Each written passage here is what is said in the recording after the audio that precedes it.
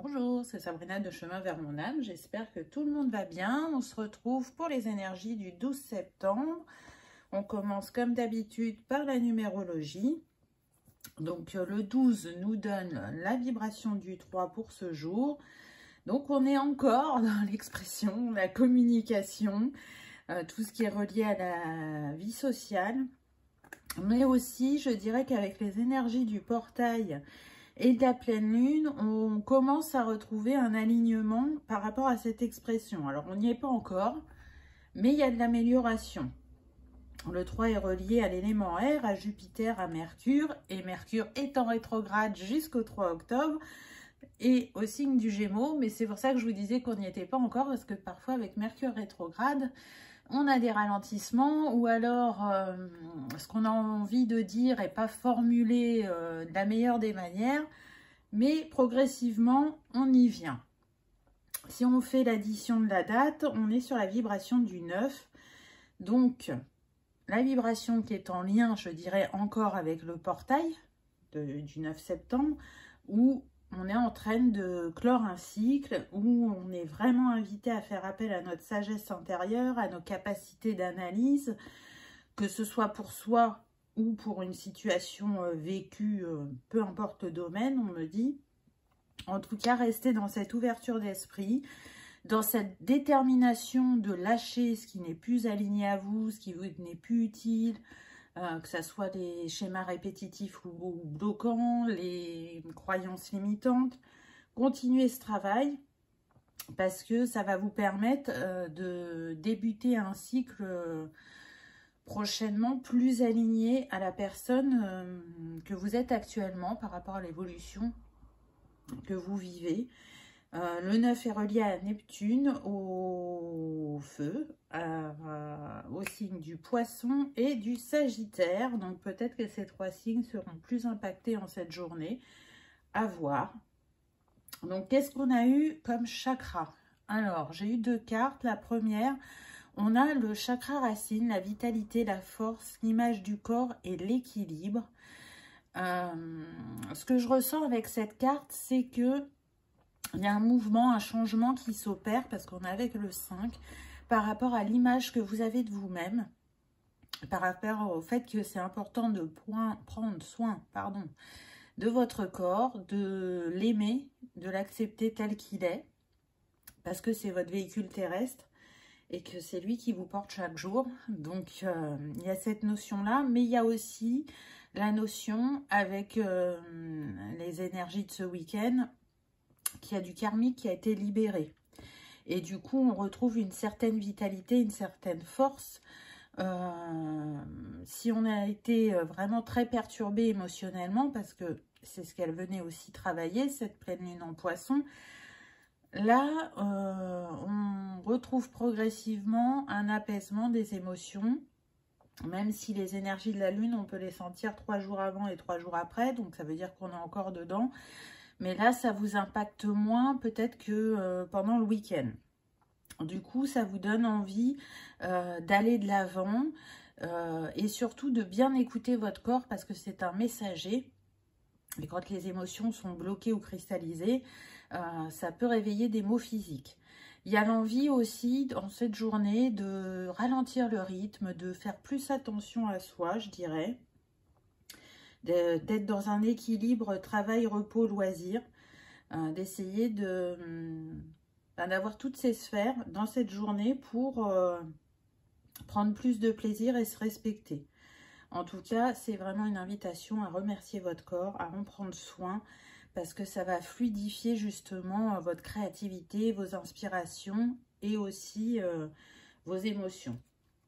Le deuxième chakra qui est mis en avant, ah bah tiens donc, on a toujours le chakra de la gorge, n'est-ce pas?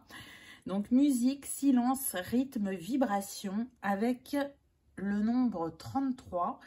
Donc on voit bien qu'il y a de belles énergies qui nous entourent, des énergies christiques, des énergies angéliques, des énergies cosmiques pour nous aider dans cette évolution, dans ce passage du nouveau monde qui vient progressivement. Et c'est une invitation vraiment à oser dire, à oser exprimer votre créativité, à, je dirais, partager votre mélodie avec le monde, mais aussi à rentrer dans le silence pour pouvoir écouter vos propres vibrations, vos propres ressentis, parce que ce sont des guides et puis c'est un encouragement de l'univers pour vous dire que vous progressez, de ne rien lâcher, peu importe ce que vous traversez, et d'écouter tous vos sens, d'être vraiment dans ces chakras supérieurs qui sont les guides sur votre chemin, qui vous permettent d'avoir des compréhensions, des illuminations, des inspirations. En tout cas, avec ce 33, on vient nous parler quand même aussi de vos talents et de vos compétences, de vos capacités, de votre affirmation personnelle et de la capacité aussi que vous avez à manifester dans la matière des relations plus apaisées ou plus équilibrées, mais aussi des projets, des rêves, des souhaits. C'est en restant optimiste que vous allez connaître et manifester votre réussite, je dirais. C'est intéressant parce que le 33 est relié au chakra du plexus. Donc, vous voyez, on nous donne un chakra supplémentaire. Le plexus, c'est oser faire, oser dire, oser être, oser briller, se montrer au monde par sa créativité, par sa beauté intérieure, parce que l'on a à partager. Je vais y arriver. Et puis, pour ceux qui aiment les archanges, il est relié à l'archange Uriel. Ensuite, qu'avons-nous eu? Donc, j'ai eu pas mal de cartes aujourd'hui. Apparemment, les énergies avaient des choses à vous dire.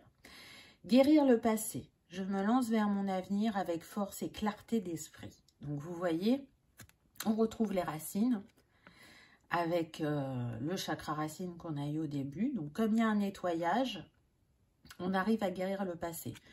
Peu importe qu'il soit émis par vous, ce nettoyage, par le travail que vous faites, ou si c'est le coup de pouce de l'univers sur le nettoyage karmique. Là, on plante une graine d'envie, d'espoir, de détermination pour construire vraiment ce qui nous tient à cœur dans notre matière. Et pour le faire, il ne faut plus regarder en arrière. Et donc, on vous dit qu'avec les énergies ambiantes, c'est ce que vous êtes en train de faire. Guérir votre passé. Ensuite, on a eu recommencer à neuf. Ma vie connaît un merveilleux nouveau départ. Donc, vous voyez, on est toujours dans cette fameuse énergie du 9 et du 1 qu'on avait pendant le portail et la pleine lune. C'est remettre un équilibre entre votre énergie yin et votre énergie yang. C'est utiliser votre lumière et la faire briller encore plus fort et aller éclairer vos ombres et suivre le flot, se laisser porter par le flot, ne résistez pas, ça sert à rien, ça va vous faire plus de mal qu'autre chose. Bien souvent, les nouveaux départs peuvent faire peur parce qu'on lâche des choses du passé, mais ces choses qui ne nous sont plus utiles vont nous amener justement de la nouveauté, un nouveau mode de fonctionnement ou des nouvelles personnes qui viennent à nous. Donc, c'est toujours pour le meilleur. Donc, c'est normal, c'est humain d'avoir des peurs ou des doutes qui remontent. Mais vraiment, suivez le flot, ne résistez pas. Et ensuite, j'ai eu, regardez, c'est magnifique, recevoir des anges. Les ailes scintillantes des anges m'enveloppent de leur amour. Donc, là, on vous montre bien que vous êtes très entouré, que vous êtes protégé, que vous pouvez avancer en confiance. Et aussi, c'est un message pour que vous vous autorisiez à recevoir. Hein. Et ça revient régulièrement aussi comme message. On voit qu'on a des personnes qui sont en capacité de donner, mais qui ont plus de mal à recevoir. Et si vous recevez en permanence des anges, c'est pour justement que votre cœur s'ouvre et soit en capacité de recevoir des autres, pour qu'il y ait un équilibre d'échange et de relationnel. Qu'est-ce qu'on a au niveau de l'astrologie? Donc, on a la maison 3 qui vient nous parler d'apprentissage, d'environnement proche, de déplacement, de petite enfance. On est dans l'élément air, c'est une essence mutable. Et ça nous dit « J'expérimente ma curiosité, mon entourage et découvre ma capacité de communication. » On y retourne. On a les papillons, donc hein, on nous confirme que c'est en transformation, que c'est important de rester centré sur le cœur parce que là, on a pas mal de verres. Donc, allez vous exprimer depuis le cœur et pas depuis le mental ou l'ego, on me dit. En tout cas, vous avez bien compris que les mots étaient puissants et que c'était important de les peser avant de les exprimer. Pour que justement, vous soyez entendu et compris et qu'il n'y ait pas de quiproquo ou de malentendu, puisqu'on a vu que ce chakra de la gorge, il était encore chahuté. Donc, on voit bien que ça va concerner l'environnement proche, que ce soit personnel, familial ou professionnel. En tout cas, cette maison 3, elle vient vous faire travailler votre manière de communiquer, de penser, d'apprendre et de créer du lien. Donc, est-ce que actuellement vous êtes moins ouvert à créer du lien ou est-ce qu'au contraire, vous constatez que vous êtes dans cette ouverture, qu'il y a quelque chose qui change en vous? C'est un peu ça aussi qu'elle vient vous poser comme question, cette maison 3, dans cette journée.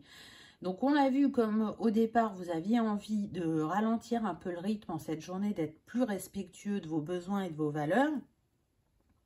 Peut-être qu'effectivement, vous allez être plus en retrait pour certains et d'autres plus dans l'ouverture. Hein. C'est une guidance générale, donc vous voyez comment ça résonne. Et la deuxième carte qu'on a eue, le nœud sud, le passé, ça revient. Les acquis, les innés, les habitudes, les automatismes, l'énergie à transcender. Donc là, on vous invite à utiliser ces qualités pour vous diriger vers votre nœud nord, le nœud de la construction. Parce que le nœud sud, c'est tout ce qui est acquis, tout ce que l'on porte en nous, mais aussi, ça vient de nos vies antérieures, donc c'est inné quelque part. Mais d'une autre manière, c'est aussi une zone de confort qui n'est pas forcément équilibrée dans nos actions ou nos capacités. Et ça demande justement de sortir de cette zone de confort pour aller rééquilibrer dans cette vie cette capacité qui a peut-être été exacerbée par ailleurs et qui nous a fait défaut. En tout cas, elle peut nous faire répéter des schémas, vu que c'est une zone de confort.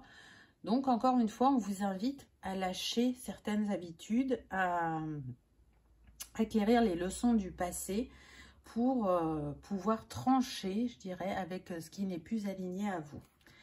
Quelle pierre va vous accompagner en ce jour?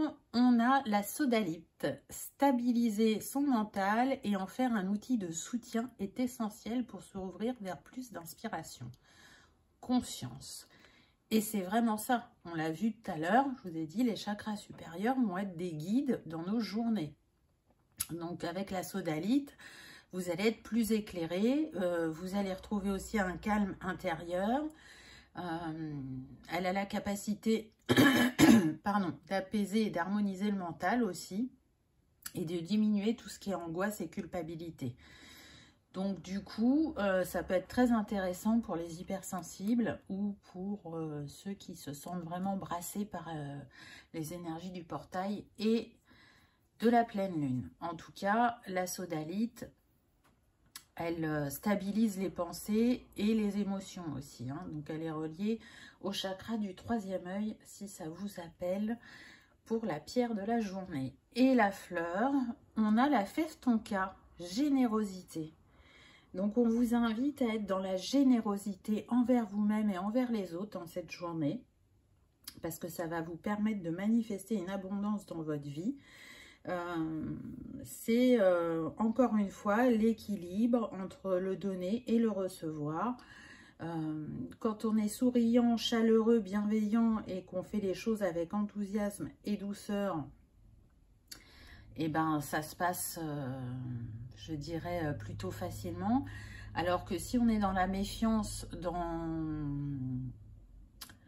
la vigilance, qu'on est assez froid ou sec dans nos propos, on sent bien que c'est différent au niveau des interactions.